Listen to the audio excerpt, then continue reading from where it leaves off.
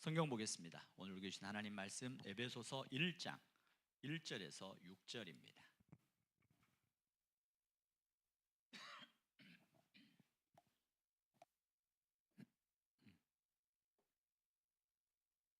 에베소서 1장 1절에서 6절 한 절씩 교독하겠습니다. 하나님의 뜻으로 말미암아 그리스도 예수의 사도된 바울은 에베소에 있는 성도들과 그리스도 예수 안에 있는 신실한 자들에게 편지하노니 하나님 우리 아버지와 예수 그리스도로부터 은혜와 평강이 너에게 있을지어다. 찬송하리로다. 하나님 곧 우리 주 예수 그리스도의 아버지께서 그리스도 안에서 하늘에 속한 모든 신령한 복을 우리에게 주시되 곧 창세전에 그리스도 안에서 우리를 택하사 우리로 사랑 안에서 그 앞에 거룩하고 흠이 없게 하시려고 그 기쁘신 뜻대로 우리를 예정하사 예수 그리스도로 말미암아 자기의 아들들이 되게 하셨으니 이는 그가 사랑하시는 자 안에서 우리에게 거저 주시는 바 그의 은혜의 영광을 찬송하게 하려는 것이라. 아멘. 여러분 다시를 축복합니다. 내 영혼이 잘된 같이 범사에 잘되고 강건케 됨을 주의 이름으로 선포합니다.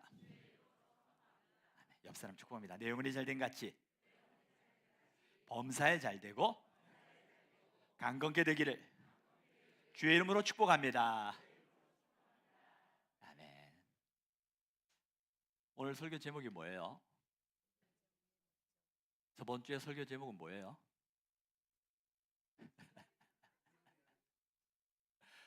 뭐라고요?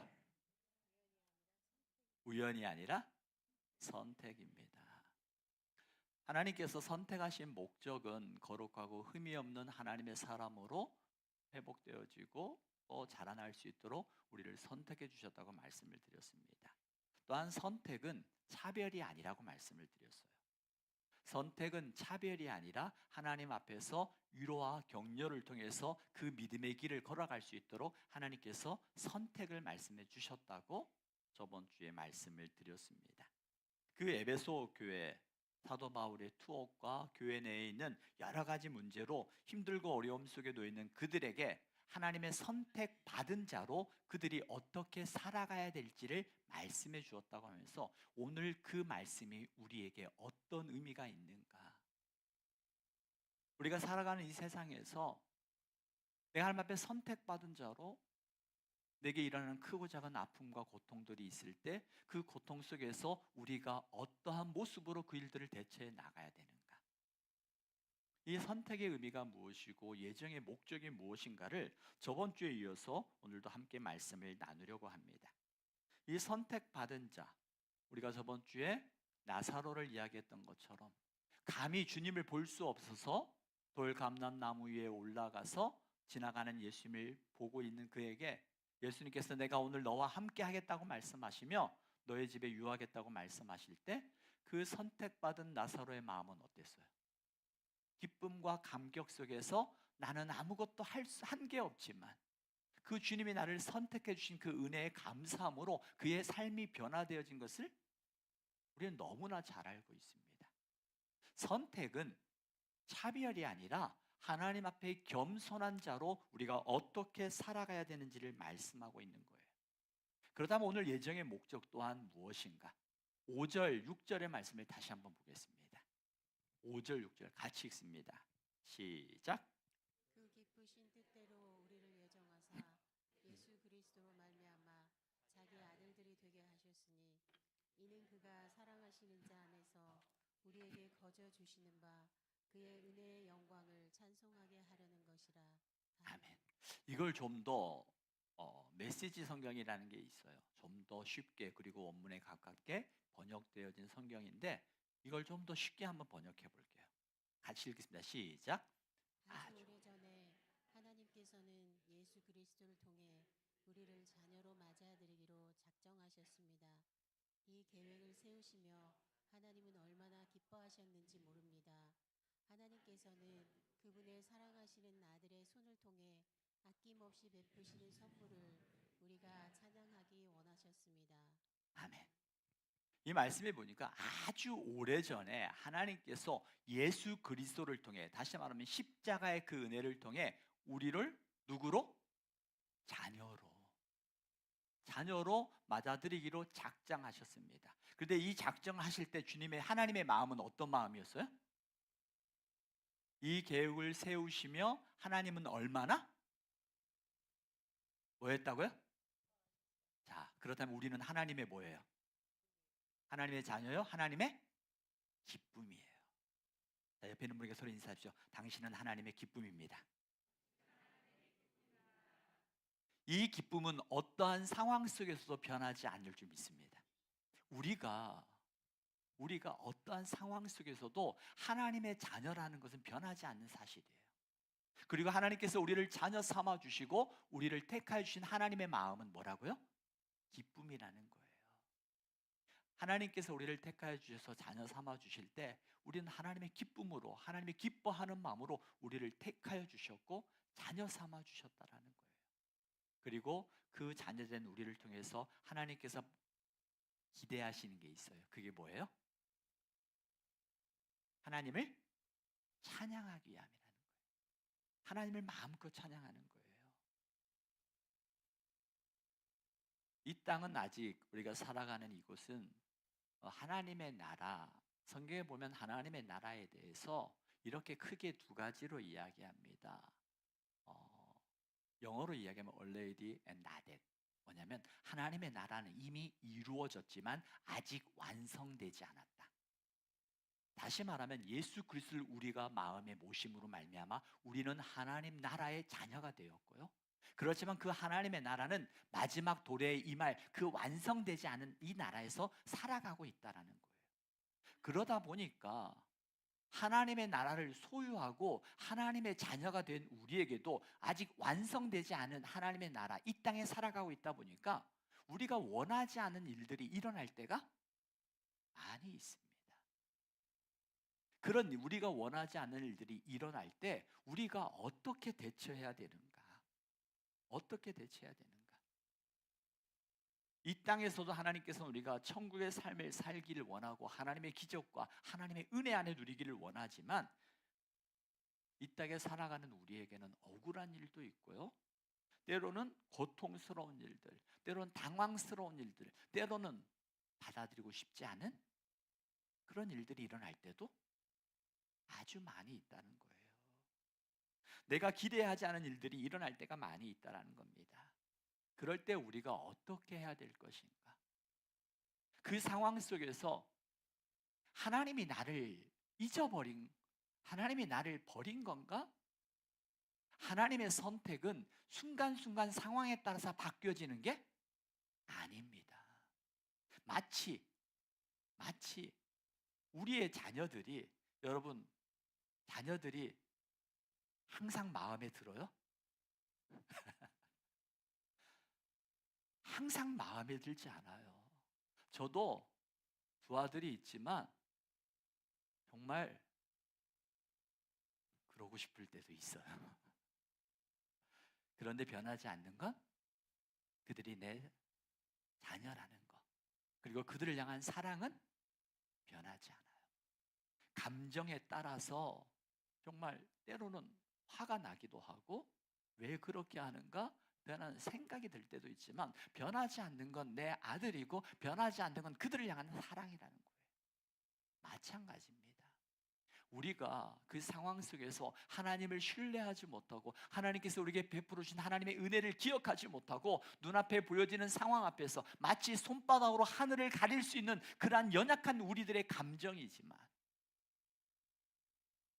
그 감정을 통해서 손바닥 뒤집듯이 하루에도 수십 번 바뀌어지는 우리들의 모습이지만 변하지 않는 건 내가 누구라는 거? 하나님의 자녀라는 거. 그리고 나는 하나님의 기쁨이라는 거예요. 분명히 기억하십시오. 나는 하나님의 자녀입니다. 이건 변하지 않는 사실이에요.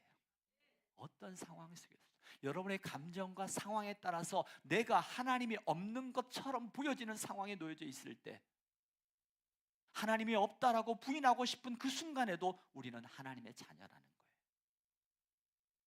그 사실을 기억할 때 우리는 그 상황 앞에서 원망과 불평으로 나아가지만 다시 돌아갈 수 있는 길이 있다라는 거예요. 다시 돌아갈 수 있는 길이 있어요. 우리가 이 땅에 살아가면서 하나님의 자녀라고 하지만 우리가 원하지 않는 일들이 일어나게 되어질 때, 그럼에도 불구하고 우리가 하나님의 나의 아버지임을 고백하며 살아가는 우리에게 우리가 또 하나 기억해야 될 것은, 어떤 상황 속에서도 하나님께서 우리에게 허락하여 주신 그 하나님의 선택과 사랑은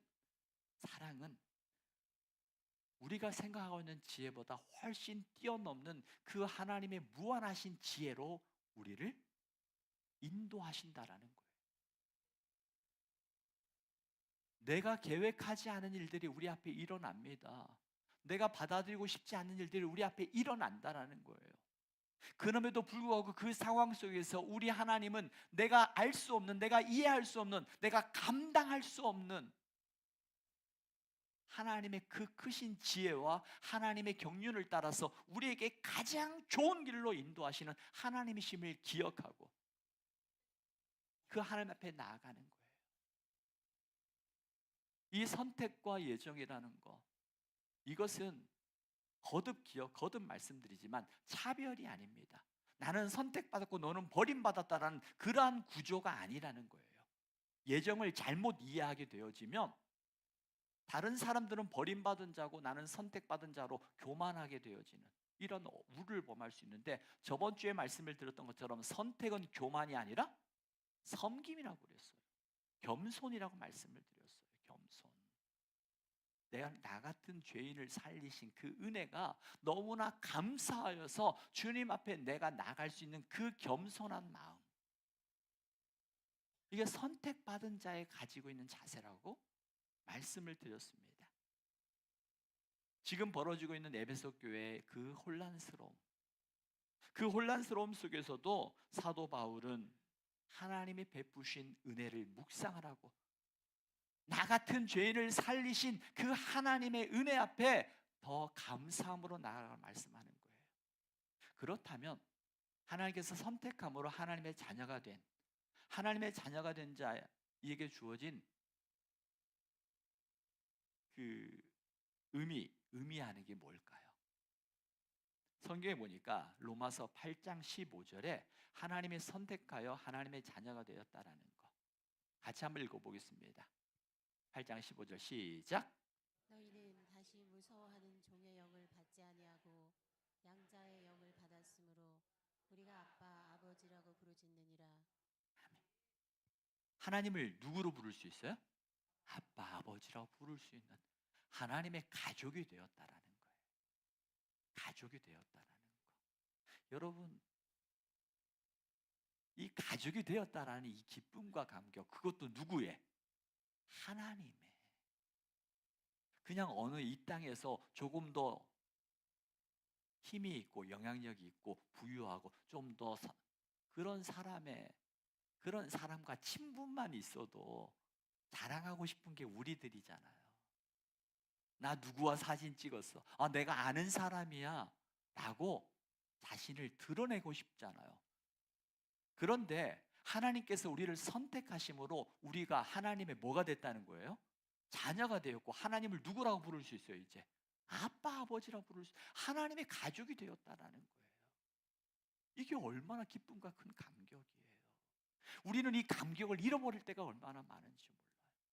또한 두 번째로 보니까 로마서 8장 17절에 보니까 하나님을 아버지로 부를 수 있을 뿐만 아니라 우리는 무엇도 받을 수 있어요. 같이 읽습니다. 시작.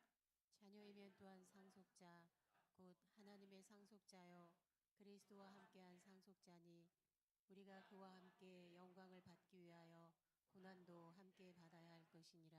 아멘. 우리는 하나님과 한 가족이 되었을 뿐만 아니라 우리는 또 무엇을 물려받을? 하나님의 나라를 물려받을 상속자가 되었다라는 거예요. 여러분, 하나님 나라의 상속자라는 것, 이 자체가 우리가 감히 상상할 수 없는, 감당할 수 없는 축복인 거예요. 실제로 로마 세계에서 그 아들이 입양이 되어지면, 여러분 배너라는 영화를 보신 분들이 아마 많이 계실 겁니다. 그 신분에 상관없이 로마 그 세계에서는 입양된 아들에게는 두 가지를 줍니다. 첫 번째는 가족의 이름을 줍니다. 이제 그에게는 그 가문이 가지고 있는 이름을 줘요. 두 번째는 뭘 줘요? 재산의 소유권을 줍니다. 그래서 입양이 된다는 것은 로마 세계에서 가족이라는 한 가족의 구성원으로서 그 가문이 가지고 있는 이름과 함께 더불어서 그들의 모든 재산을 함께 누릴 수 있는 상속권을 주어진다는 거예요. 바로 하나님께서 우리를 선택하시고 하나님의 자녀 삼아 주신 것은 하나님의 가족이 되어지고 하나님 나라의 상속자로 살아갈 수 있는 귀한 은혜를 우리에게 주셨다라는 거예요. 지금 내 삶의 눈앞에 보여지는 것에 우리의 마음을 빼앗기지 말고 그때마다 하나님 말씀 앞에 우리의 마음을 붙잡을 수 있는 은혜가 있기를 원합니다. 말씀 앞에서요. 우리 교회의 모토는 성경으로요. 성경으로. 하나님의 말씀이 그렇다 하면 그런 줄 알고 하나님의 말씀이 아니라면 아닌 줄 알고 내 감정과 시대와 상황에 따라서 끝까지 고집하는 것이 아니라 그럼에도 불구하고 하나님 말씀하시면 내가 내려놓겠습니다. 여러분이 힘들고 어려운 상황 속에서 하나님께서 항상 기뻐하라, 쉬지 말고 기도하라, 범사에 감사하라, 이는 그리스도 예수 안에서 너희를 향하신 하나님의 뜻이니라. 내가 기뻐할 수 없는 상황 속에서도 그래, 주의 말씀에 의지하여 내가 기뻐하기로 마음으로 작정해 보십시오. 그 작정한 그 순간에 성령께서 우리의 마음을 어루만져 주시어서 근심과 염려가 마치 빛이 오면 어둠이 떠나가는 것처럼 여러분이 그 상황 속에서 나의 주되심을 하나님 말씀 앞에서 내가 기뻐하기로 작정하였습니다 하면 다짐해 보십시오. 다짐이 안 될 때 우리가 누구를 외치자고 그랬어요? 주여. 그때 한번 주여 외쳐보십시오. 여러분 마음속에 들어오는 그 스멀스멀 스며들어오는 그 어둠의 그림자가 내가 주여를 찾을 때에 그곳에 한 줄기 빛이 드러나는 거예요. 그러면서 내가 그 눌리는 삶이 아니라 하나님 안에서 자유한 삶으로 바뀌어져요. 여러분이 한번 살아보십시오. 한 주간 동안. 그리고 그를 통해서 6절에 보니까 우리를 통해서 뭐 하기 위해서? 하나님의 은혜와 영광을 찬송하게 하려는 것이라고 그랬어요. 찬송하게 하려는 것. 하나님의 영광을 찬송하는 자로 우리를 세워주셨다는 거예요. 하나님의 궁극적인 목적은 우리를 통해서 무엇을 이루고자 하십니까? 이사야 43장 7절에 보십시오. 우리들의 삶의 목적입니다. 같이 읽습니다. 시작. 내 이름으로 불려지는 모든 자, 곧 내가 내 영광을 위하여 창조한 자를 오게 하라. 그를 내가 지었고 그를 내가 만들었느니라. 아멘. 우리는 무엇을 위하여 창조되었다고요? 하나님의 영광을 위하여. 하나님의 영광을 위하여 창조되었다는 거예요. 그래서 우리는 하나님의 영광을 위해 창조된 자로 우리가 할 수 있는 것은 하나님을 찬양하는 거예요. 하나님을 마음껏 찬양하는 거예요. 찬양할 수 없는 가운데서도 하나님을 찬양해 보십시오. 때로는 사람들이 이야기합니다. 제가 미쳤나 봐. 너무나 힘든 상황에서 제가 미쳤나 봐 라고 보여질 수도 있습니다. 그런데 그 상황 속에서 내 안에 샘솟듯 솟아나게 하시는 그 하나님의 기쁨, 상황 속에서 우리의 마음을 빼앗기지 아니하고 그 상황을 뛰어넘어 역사하실 하나님을 기대하는 믿음, 저와 여러분의 그 믿음의 역사가 일어나기를 주 이름으로 축복합니다. 그 믿음을 가질 때 우리는 기뻐할 수 있고요, 하나님을 찬양할 수 있어요. 하나님이 이스라엘 선택하신 이유가 하나님의 영광을 위하는 것처럼 하나님께서 우리를 창조하신 목적 중에 하나는 우리를 통해서 하나님의 영광을 드러내기를 원하신다는 거예요. 하나님은 사랑 안에서 우리를 선택하시고 우리를 하나님의 자녀 되게 하셨습니다. 이것은 우리가 선택받음으로 인해서 지금 우리가 누릴 수 있는 은혜예요. 그래서 우리가 이걸 누릴 수 있는 방법이 뭐냐면 예수 그리스도, 마치 우리가 마태복음 16장에 천국 열쇠가 예수 그리스도라고 말씀을 드렸던 기억이 있습니다. 예수 그리스도 주여를 부르실 때 그 주님께서 우리에게 주셨던 그 하나님의 약속의 말씀들을 이루어 가신다라는 거예요.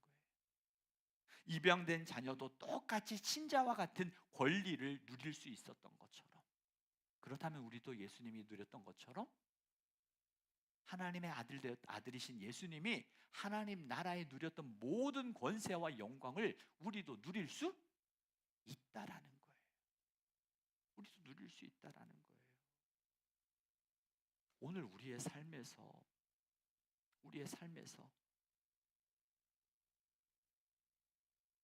내가 느껴지는 그 현실의 문제가 아니라 그 현실의 문제 앞에서 말씀으로 한번 돌아갔으면 좋겠다는 거예요.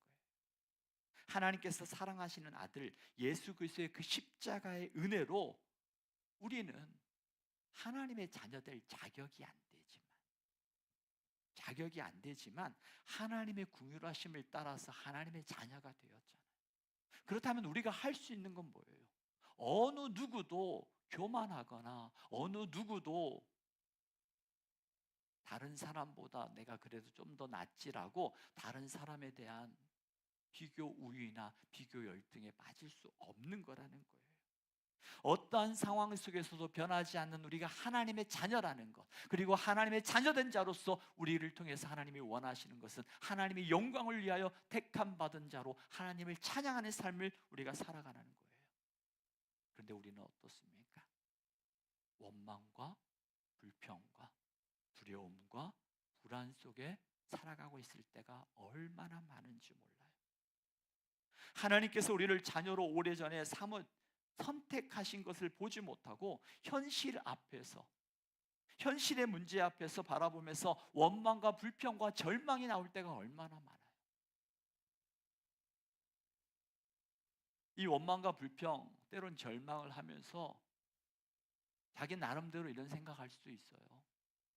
아, 나는 현실을 정확히 보고 있기 때문에 내가 지금 판단하고 염려하거나 근심하거나 절망하는 거 맞아.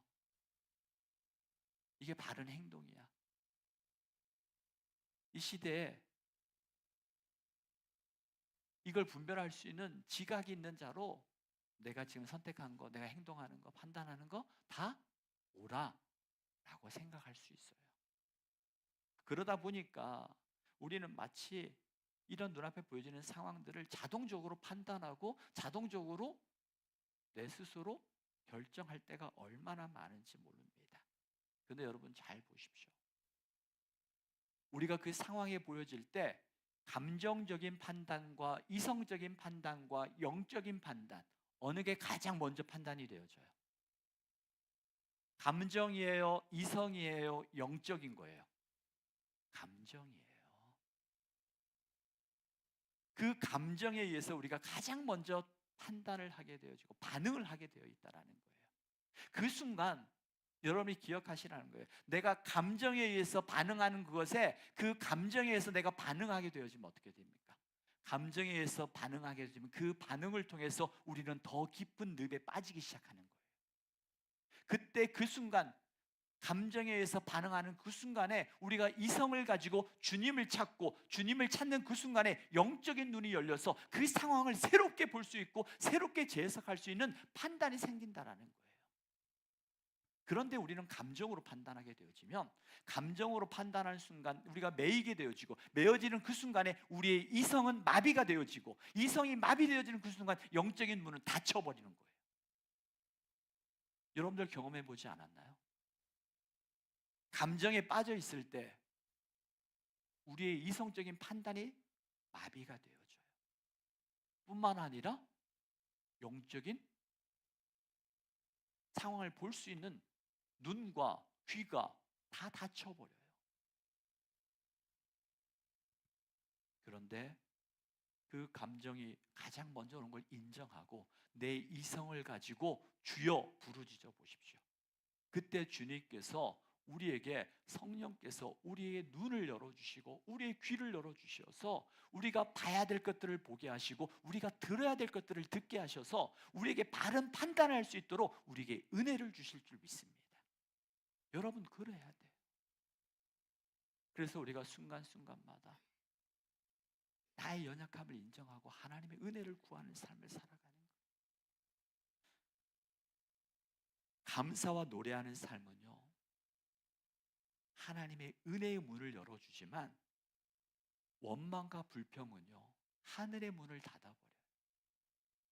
성경 말씀에 보니까 고린도전서 10장 10절 11절에 보십시오. 같이 읽습니다. 시작.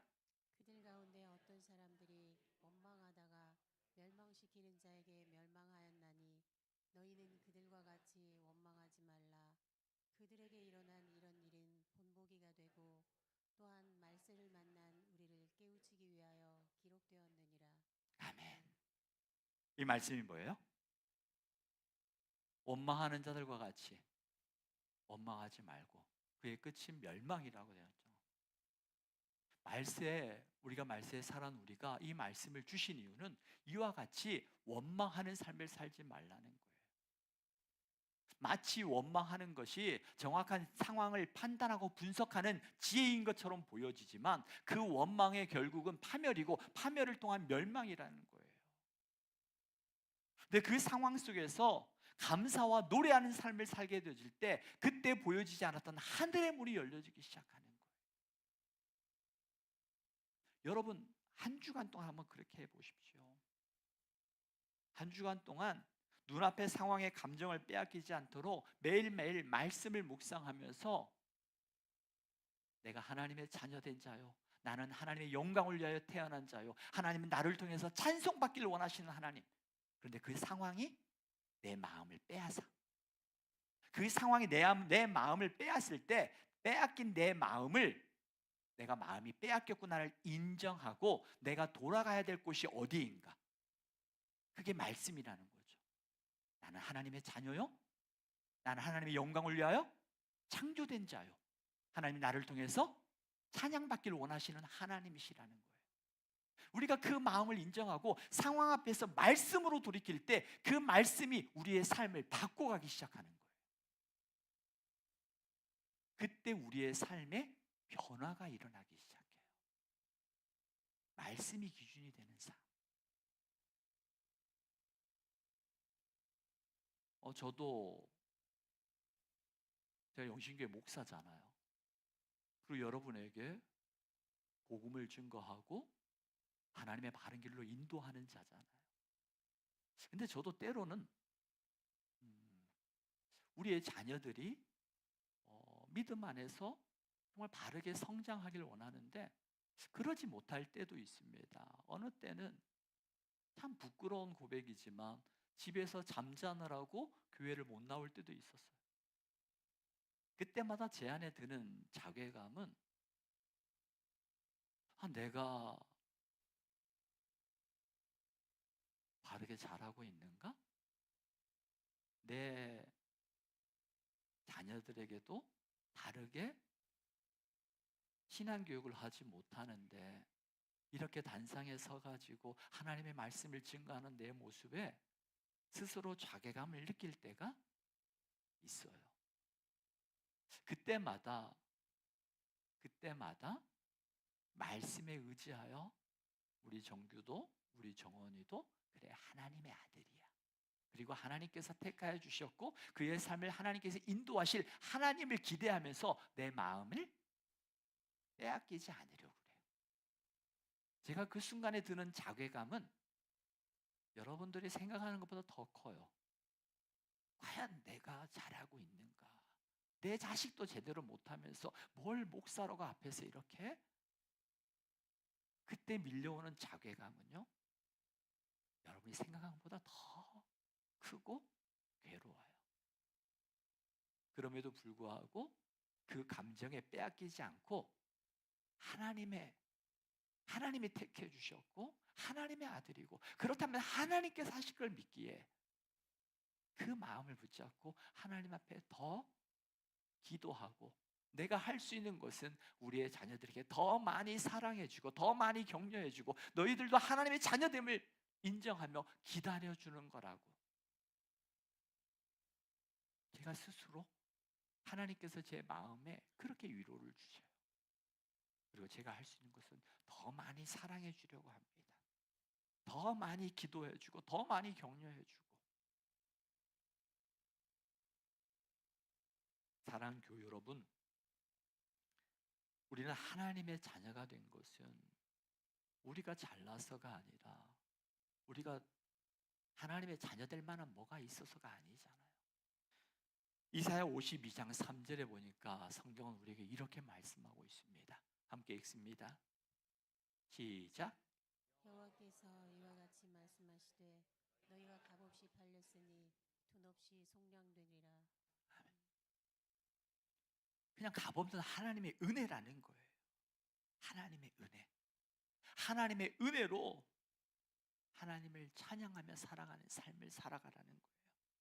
히브리서 12장 2절에 보니까 같이 읽습니다. 시작. 믿음의 주여 또 온전하게 하시는 이인 예수를 바라보자. 그는 그 앞에 있는 기쁨을 위하여 십자가를 참으사 부끄러움을 개의치 아니하시더니 하나님 보좌 우편에 앉으셨느니라. 아멘. 아멘. 주님께서도 그 앞에 있는 기쁨을 위하여 십자가를 참으사 부끄러움을 개의치 아니하시고 하나님의 보좌 우편에 앉으셨다고 말씀하신 것처럼 예수님께서는 나사로의 죽음 앞에서 원망과 절망이 아니라 감사함으로 기도할 때 그 감사를 통해서 하나님의 은혜를 찬미하는 하나님의 놀라운 역사를 보게 하셨던 것입니다. 오늘 사랑하는 교회 여러분, 우리가 지금 살아가는 동안에도 우리의 마음을 빼앗길 만한 일들이 얼마나 많은지 몰라요. 그때마다 나는 누구다? 하나님의 자녀요. 하나님의 영광을 위하여 창조된 자로 하나님을 찬양하는 삶을 살도록 선택함 받은 우리라는 거예요. 그렇다면 우리가 이제 어떻게 살아야 될 것인가? 어떻게 살아야 될 것인가? 하나님께서 거둬주신 그 은혜를 마음껏 묵상하십시오. 나의 죄됨을 묵상하지 말고요, 나 같은 죄인을 살리신 주의 은혜를 묵상하자는 거예요. 나의 연약함을 노래하지 말고 나의 연약함에도 불구하고 나를 하나님의 자녀 삼아주시고 나를 통하여 하나님의 영광을 드러내길 원하시는 하나님을 찬양하는 삶. 또한 이런 하나님의 은혜를 알지 못하고 원망과 불평 속에 살아가는 이들이 있다면 그들을 위하여 중보하는 삶을 살기를 원합니다. 그 어둠의 그림자를 예수 그리스도의 영광의 빛으로 비추어 주시어서 그 어둠 속에서 벗어나 하나님의 자녀된 자로 기쁨과 감사함으로 살아갈 수 있는 은혜, 그 은혜가 저와 여러분에게 함께하기를 주의 이름으로 축복합니다. 이 시간 찬송가 1절만 할게요. 찬송가 305장, 정말 나 같은 죄를 살리신 주의 은혜 놀라와.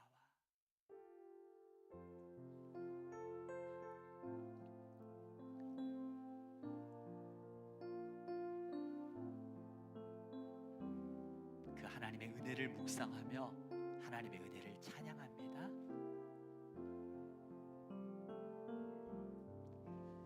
나 같은 죄